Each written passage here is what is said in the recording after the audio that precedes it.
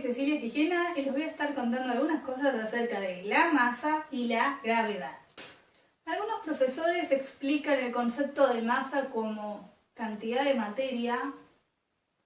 No es exactamente así. Tengan cuidado con el término cantidad cuando cursen química, porque los químicos le llaman cantidad a algo muy específico que tiene que ver con cuántas partículas hay. Y resulta que no todas las partículas son iguales, o sea que no todas las partículas pesan lo mismo. Por ejemplo, acá tienen un núcleo de uranio y un núcleo de oxígeno. Obviamente de mentira, este es un modelo. Observen cuántas partículas subatómicas están presentes en cada caso.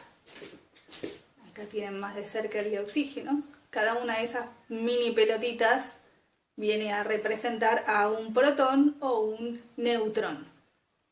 Y miren el de uranio, son un montón de pelotitas. Este me costó armarlo porque primero hice todas las pelotitas y después cuando las traté de juntar se me desarmaba todo. Es complicado que se ensamblen, lo cual sería la prueba de que el uranio es radioactivo. En eso consiste la radioactividad, el átomo como que se desarma y ahí va liberando rayos. También tienen electrones a su alrededor, que acá no los representé, pero resulta que los electrones, si bien ocupan mucho espacio, no pesan tanto, son bastante livianitos, así que lo más importante es cómo es el núcleo. Acá tienen un modelo de molécula de agua y un modelo de molécula de glucosa. Observen cómo es el agua, sí, es bastante chiquitita en comparación. Cada centro sería un átomo y cada puntita también. En ambos casos los átomos son bastante similares. El átomo de carbono es apenas un poquitito más livianito que el átomo de oxígeno, pero la glucosa tiene muchos más átomos. El agua solamente tiene 3 en total. Así que lógicamente una molécula de glucosa tiene mucho más masa y por ende es mucho más pesada que una molécula de agua. Entonces, más que hablar de muchas o pocas partículas, tenemos que hablar de cómo son esas partículas. O sea que la masa está relacionada con cuántos protones y neutrones tiene en total toda la muestra. O sea, en total todas las partículas que conforman. Tiene que ver con eso, pero esto sigue siendo una aproximación, no es exactamente igual. La diferencia entre esta cantidad de partículas nucleares y la masa la van a estudiar más en detalle en química. Acá en física nos vamos a concentrar en otras cosas. ¿En qué aspecto nos interesa la masa para física? La masa la van a estudiar en 2 temas. En dinámica y en energía. Y la gravedad la van a estudiar en 3 temas. En cinemática, en dinámica y en energía. Bueno, ahora viene a estudiar qué es la gravedad. Cuando decimos que un objeto es más pesado, quiere decir que yo voy a tener que hacer más fuerza para levantarlo. Es decir, para impedir que se caiga. Y más aún si lo quiero elevar. Y si cuando un objeto tiene más masa, es más pesado, ¿cuál es la vinculación entre la masa y el peso? ¿Cuál es la diferencia entre masa y peso? Acá viene la parte donde los químicos les dicen, esto lo van a ver más en detalle en física. Un mismo objeto pesa distinto en distintos campos gravitatorios.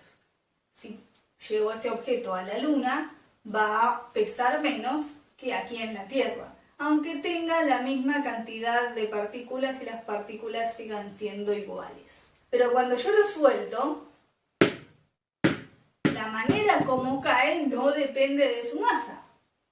¿Cómo es esto? Según la ley de Newton, hay una proporcionalidad entre las fuerzas y la aceleración. Pero una de las fuerzas es el peso, que tiene una proporcionalidad con la gravedad. Entonces, cuando empiezo a vincular matemáticamente estos 2 conceptos, la masa se cancela. Y llego a la conclusión de que en ciertas situaciones, no en todas, voy a encontrar que la gravedad sea igual a la aceleración.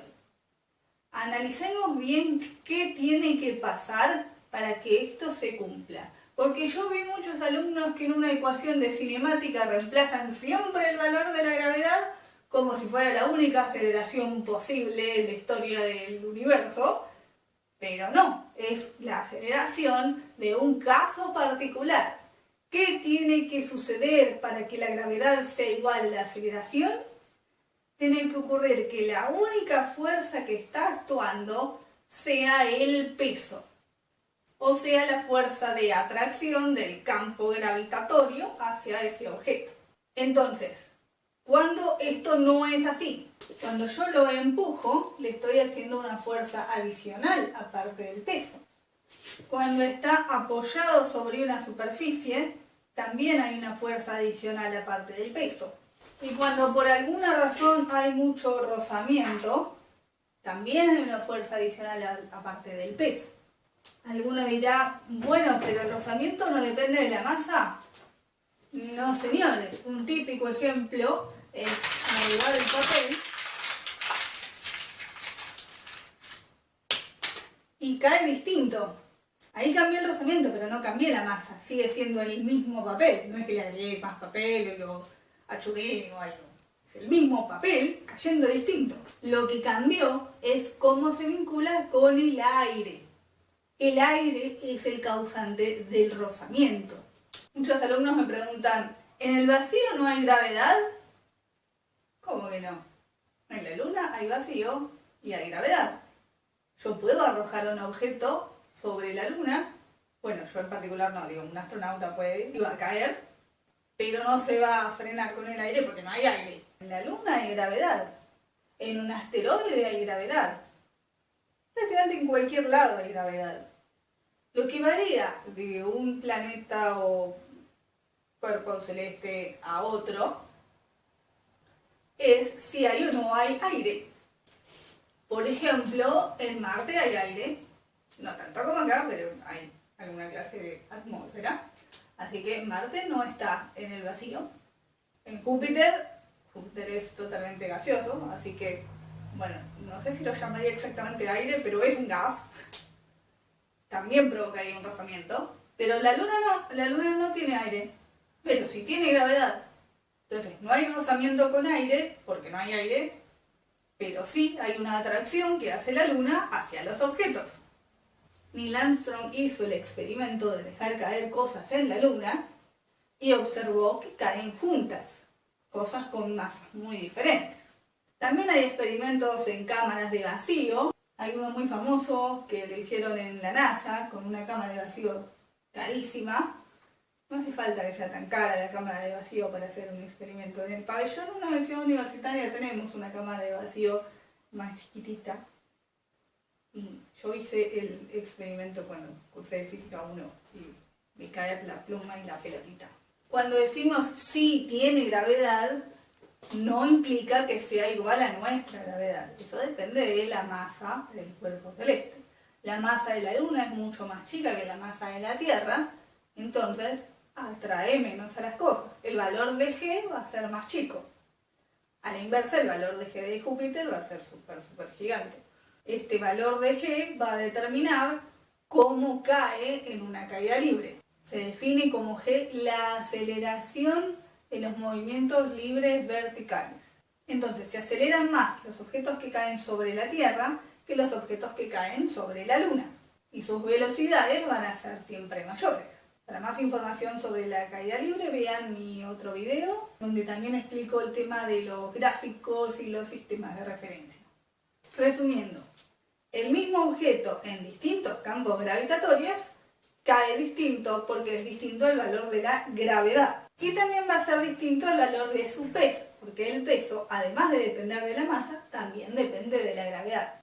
Pero distintos objetos en el mismo campo gravitatorio, por más que tienen distinto peso, igual tienen la misma aceleración. Y eso va a hacer que caigan con la misma velocidad. Cuando decimos caer, me refiero a simplemente soltarlo, sin impulsarlo. también tiene la misma aceleración en un tiro vertical, que quiere decir que lo impulso hacia arriba y vuelve a caer. Pero como no decíamos que tiene que ser solamente el peso, ¿cómo lo estoy impulsando? Y también digo que hay una sola fuerza. Ahí hay un tema gramatical, se podría decir, un tema semántico. ¿A qué llamamos el movimiento que estudia este ejercicio? Diríamos que esta fuerza que hago yo para impulsarlo y darle su velocidad inicial ocurrió en la prehistoria, periodo precámbrico, y yo empiezo a analizar el movimiento, prendo mi cronómetro en el instante en que lo suelto y ya dejé de impulsarlo. Cuando yo lo solté, de ahí en adelante no estoy participando más, entregándole una fuerza al objeto, solamente participa el peso. ¿Qué es lo que le impulsa hacia arriba? Su inercia. Pero la inercia no es una fuerza. La fuerza de la inercia la produce el señor inerte. ¿Y qué hace el peso? Muchos me preguntan, ¿pero cómo puede ser que esté subiendo si la fuerza es para abajo? ¿Por qué no hay una fuerza para el lado de la velocidad? Porque las fuerzas, según la ley de Newton, no están vinculadas con las velocidades, sino con las aceleraciones. La fuerza peso que lo tira para abajo le está diciendo, deja de subir. Y la pelota sigue subiendo, como que tarda un tiempo en calibrar esa orden y en ese tiempo va perdiendo velocidad. Una fuerza para abajo provoca una aceleración para abajo.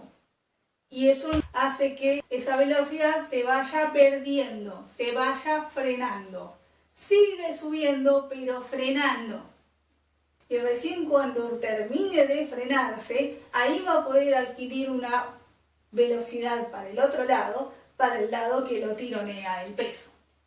Cuando no tiene velocidad o cuando la velocidad es para abajo, el peso hace que la velocidad aumente para abajo, que sea una bajada cada vez más rápida. Y va a seguir impulsado solamente por su peso hasta que en algún momento se estrole contra el suelo.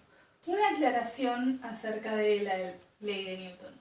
En muchos apuntes figura esta fórmula, pero no, eso está mal. ¿Cuál es la verdadera fórmula de Newton? Esta otra. ¿Qué quiere decir esa letra griega? Siempre nosotros con las letras griegas. Quiere decir sumatoria. O sea, la ley de Newton no se refiere a la acción de una fuerza. Masa por aceleración es la consecuencia de la acción conjunta de todas las fuerzas que hay. Entonces, si hay más de una, hay que sumarlas todas. Vean mi video sobre fuerzas vectoriales para tener un ejemplo de cómo sumar fuerzas. Entonces, puede pasar, en algunos casos, que haya fuerzas, pero que sumatoria de fuerzas es cero. Y entonces no haya aceleración. Que haya una fuerza no implica necesariamente que haya una aceleración. Depende si hay más fuerzas y cómo da la combinación de todas. ¿Qué pasa entonces si la aceleración es cero? Muchos alumnos dirán, eso quiere decir que está quieto. No, señor, no necesariamente. ¿Qué quiere decir que la aceleración sea cero? Que no hay variación de la velocidad. O sea, la velocidad puede no valer cero, pero tampoco está variando. ¿Qué tipo de movimiento sería eso? Uno donde la velocidad no varía.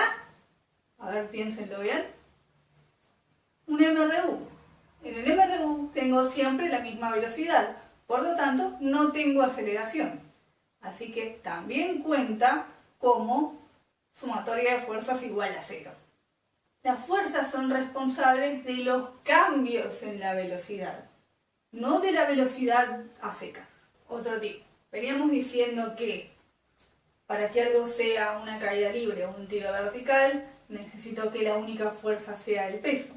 Entonces, ¿cómo me doy cuenta si esto es así en cinemática? Que todavía no me hablan de fuerzas en cinemática.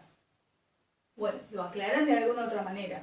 Por ejemplo, Si el ejercicio dice se deja caer, quiere decir que no lo impulso y lo suelto. Entonces eso es una caída libre. Si dice se arroja verticalmente hacia arriba, entonces es un tiro vertical. Algunos aclaran que se puede despreciar el rozamiento con el aire, ese es otro indicio. Quiere decir que va a actuar el peso, pero no va a actuar el aire no lo va a frenar. Es un requisito para que sea caída libre. Entonces, los movimientos libres verticales los van a estudiar 3 veces. En cinemática, en dinámica y en energía. La cinemática es descriptiva. En cinemática van a analizar cómo se mueve. Y ahí entran en juego las velocidades, las aceleraciones, los tiempos y las distancias. Y la mejor amiga de la distancia, la posición. Cuando estudian dinámica, la dinámica ya no es descriptiva, es explicativa. Busca las causas de los movimientos, que son las fuerzas. Las fuerzas no son exactamente responsables de que un objeto se mueva, sino de que cambie la manera como se mueve. Que se mueva cada vez más rápido, cada vez más lento o siempre igual. O a veces pueden provocar que cambie de dirección o de sentido, o sea, que se empiece a mover para el otro lado. Y la energía va a tomar ciertos atajos, elige tu propia aventura. Siempre recomiendo en los parciales que si un ejercicio se puede hacer por energía, lo hagan por energía y no por cinemática ni por dinámica, porque es todo más fácil. Condensa en fórmulas más chiquititas un montón de conceptos al mismo tiempo. El análisis energético se basa en los trabajos, que son las consecuencias de la acción de cada fuerza. Entonces, con poquitos datos ya tenemos una conclusión sobre esas consecuencias, sin dar tantas vueltas para resolver el ejercicio. Bueno, eso es todo, espero que les haya servido y nos veremos en el próximo video. ¡Hasta luego!